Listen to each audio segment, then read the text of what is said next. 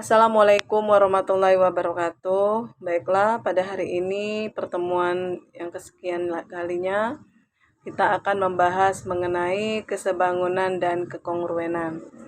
Materi mengenai pada semester genap yaitu kesebangunan dan kekongruenan.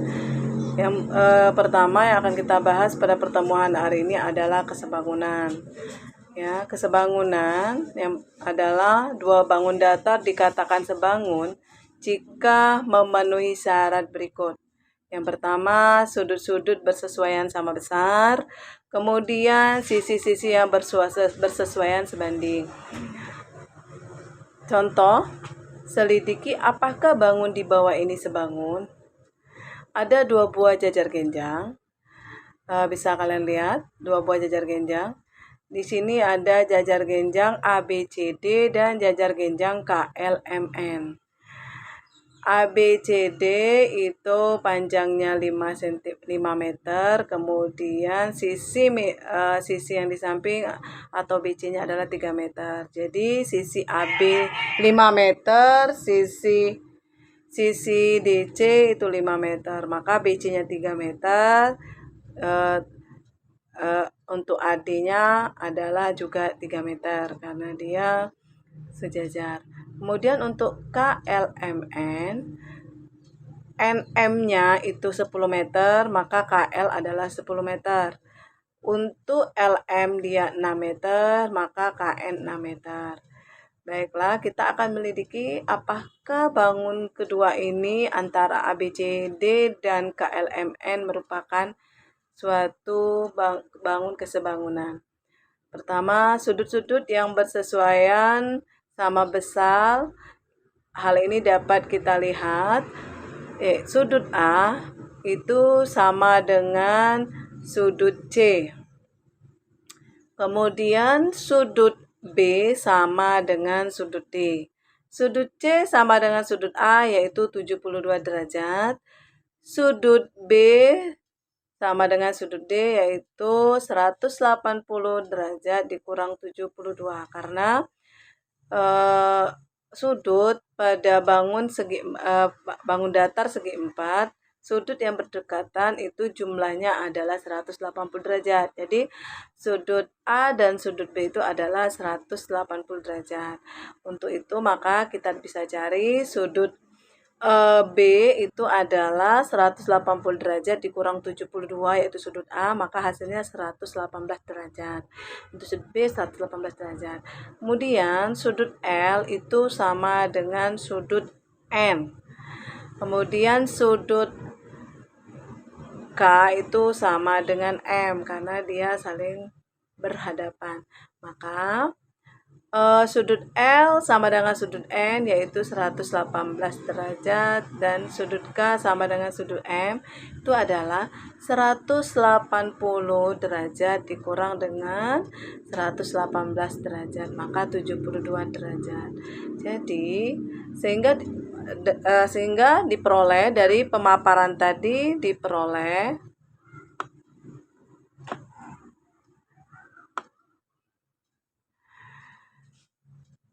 sudut A bersesuaian dengan sudut K, yaitu 72 derajat. Sudut B bersesuaian dengan sudut L, yaitu 118 derajat.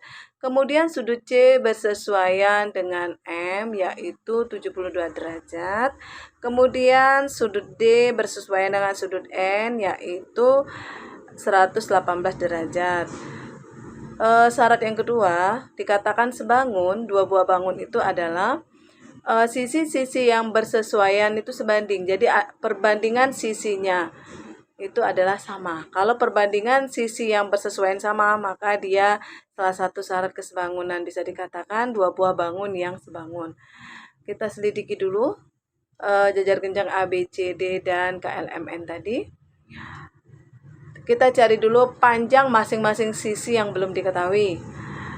Sisi AD sama dengan sisi BC yaitu 3 cm. AB sama dengan CD yaitu 5 cm.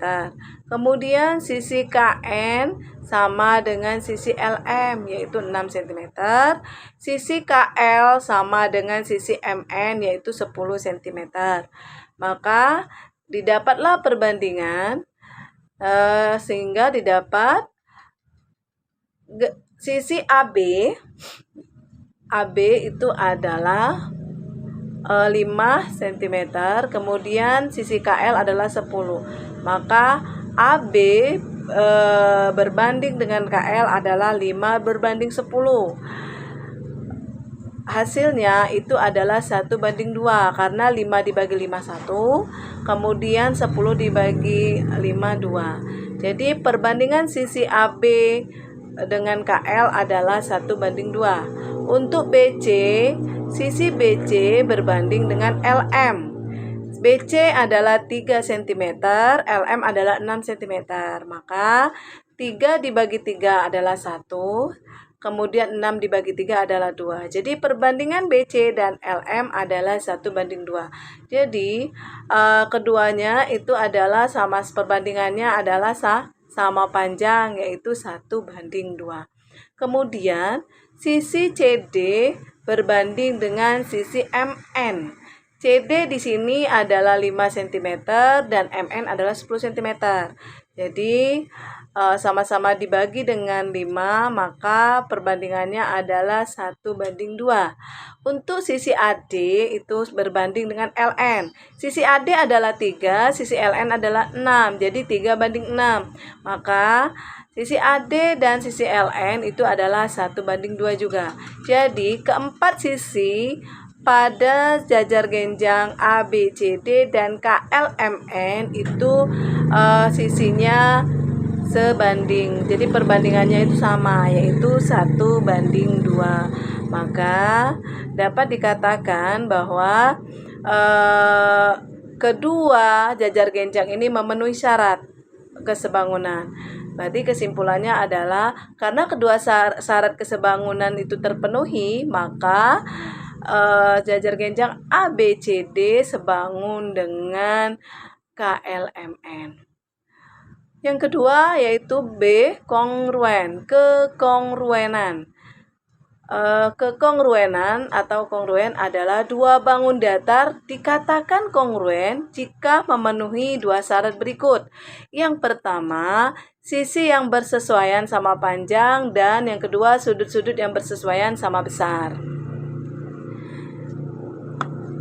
Jadi contohnya, coba selidiki apakah jajar genjang ABCD dan PQRS merupakan dua buah bangun yang kongruen.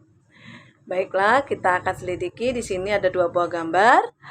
Jajar genjang yang pertama ABCD, jajar genjang kedua adalah PQRS. Di sini sudut A pada jajar genjang yang pertama adalah 65 derajat.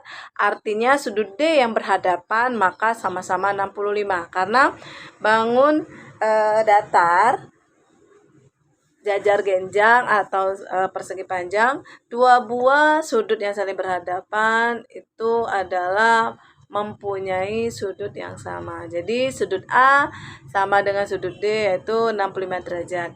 Kemudian yang kedua itu sudut B 115 derajat, kemudian sudut C juga 115 derajat. Sisi di sini untuk AC itu adalah 8 cm dan sisi alasnya bawahnya jajar genjang adalah 12 cm yaitu AB.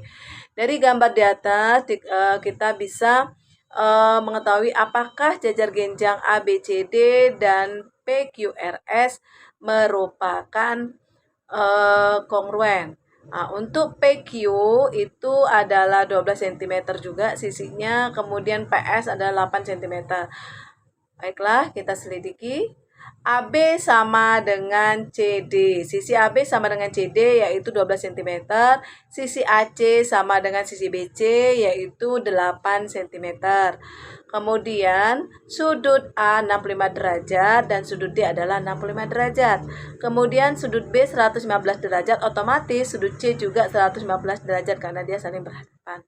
Maka itu untuk jajar genjang ABCD. Kemudian untuk jajar genjang PQRS itu adalah PQ itu sama dengan SR 12 cm yang saling berhadapan. Sisi yang kedua yaitu PS 8 cm dan QR adalah 8 cm. Kemudian sudut R adalah 65 derajat, maka yang dihadapannya adalah sudut P. Artinya sudut P juga 65 derajat. Sudut S itu 115 derajat, maka karena sudut Q berhadapan, maka sudut Q juga 115 derajat.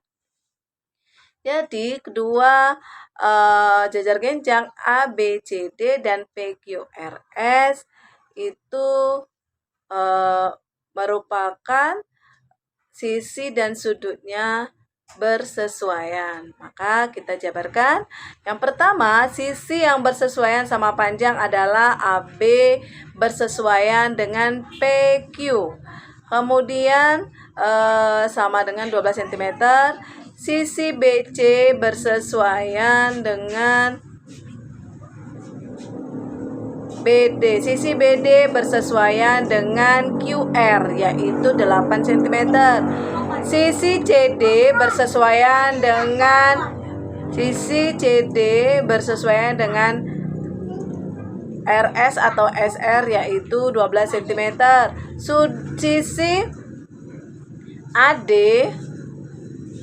Sisi AC itu bersesuaian dengan sisi PS, yaitu 8 cm. Jadi AC ya. Maka sisi-sisi kedua jajar genjang berikut bersesuaian sama panjang, memenuhi salah satu syarat. Kemudian yang kedua syaratnya adalah sudut yang bersesuaian sama besar. Kita lihat sudut A bersesuaian dengan sudut P, yaitu 65 derajat. Sudut B bersesuaian dengan sudut Q, yaitu 115 derajat. Kemudian sudut C bersesuaian dengan sudut S, yaitu 115 derajat. Dan sudut R bersesuaian dengan sudut D, yaitu 65 derajat. Jadi kedua jajar genjang ABCD dan PQRS merupakan dua buah jajar genjang yang kongruen karena kedua syarat kongruen sudah terpenuhi. Baiklah, itu kesebangunan dan kekongruenan. Sekarang kita akan membahas mengenai contoh soal. Contoh soal yang pertama, tentukan panjang EF pada gambar berikut. Nah, dari gambar ini kalian lihat, nanti kita akan menentukan panjang EF. Di sini adalah gambar trapesium, dua buah trapesium yang sebangun. Satu trapesium yang pertama adalah ABEF, kemudian trapesium yang kedua adalah ABCD. Nah, baiklah, sisi trapesium alas yang alas AB adalah 14 cm. Kemudian sisi untuk ABEF itu AB-nya 14 cm. Kemudian sisi atas yang untuk EF tidak diketahui, itu yang akan kita cari. Kemudian untuk trapesium yang kedua yaitu yang besar ABCD, di mana sisi alasnya sama dengan tadi 14 cm, kemudian sisi atasnya atau DC adalah 6 cm. Jadi kedua trapesium ini sebangun. Kita akan mencari salah satu sisi dua buah bangun datar segi 4 yang sebangun, yang dimana salah satu sisinya tidak diketahui. Baiklah, kita akan menggunakan rumus perbandingan. Di sini untuk rumus yaitu karena yang diketahui DC itu adalah 6 cm dan EF tidak diketahui, maka rumusnya BC dikali dengan EF sama dengan FB dikali dengan CD. kemudian ditambah dengan CF dikali dengan AB. Nah, baiklah. Sekarang BC di sini adalah 8 cm, dari mana BF ditambah dengan CF itu adalah 5 ditambah 3 hasilnya 8 cm. Kemudian yang dicari EF, BC dikali EF, 8 dikali dengan EF sama dengan FB di sini adalah 5 cm dikali dengan CD 6 cm ditambah dengan CF itu adalah 3 cm dikali dengan AB 14 cm. Maka didapat 8 dikali EF sama dengan 5 dikali 6 ditambah dengan 3 dikali 14 hasilnya 72 cm persegi. Maka 8 dikali EF sama dengan 72 cm persegi. Jadi EF sama dengan 72 dibagi dengan 8 cm hasilnya 9 cm. Maka panjang garis EF atau sisi atas pada trapesium ABEF itu adalah 9 cm. Kemudian contoh soal yang kedua. Contoh soal yang kedua. Sebuah foto berukuran 15 cm dikali 20 cm ditempelkan pada sebuah karton secara vertikal. Pada sisi kanan, kiri, dan atas foto terdapat sisi karton selebar 3 cm. Jika jaraknya itu 3 cm, jika karton dan foto tersebut sebangun, tentukan lebar sisi karton di sebelah bawah foto. Baik, diketahui P foto sama dengan panjang foto adalah 15 cm, kemudian lebar foto adalah 20 cm. Sisa atau jarak sisa antara jarak antara foto ke karton itu adalah 3 cm dari sebelah kiri, kanan maupun atas. Yang akan dicari atau dipertanyakan di sini adalah sisi bagian bawah. Berapa sisi jarak foto dengan karton pada sisi bagian bawah? Yalah, kita jawab. Lihat gambar yang Ibu tampilkan berikut antara foto dan karton. Sekarang panjang foto kita jawab, panjang foto 15 cm, lebar foto 20 cm. Panjang karton itu adalah 15 cm ditambah 3 cm. Sisi kanan dan kiri karton itu adalah 3 cm, maka hasilnya 21 cm. Lebar karton itu adalah 20 cm ditambah 3 cm ditambah dengan X atas dan bagian bawah, yaitu X cm sama dengan 23 cm ditambah X. Maka dapatlah rumusnya, panjang karton berbanding panjang foto sama dengan lebar karton berbanding lebar foto. Panjang karton di sini 20 cm dan panjang foto adalah 15 cm sama dengan lebar karton adalah 23 cm ditambah X dibagi dengan atau berbanding dengan 20 cm yaitu lebar foto.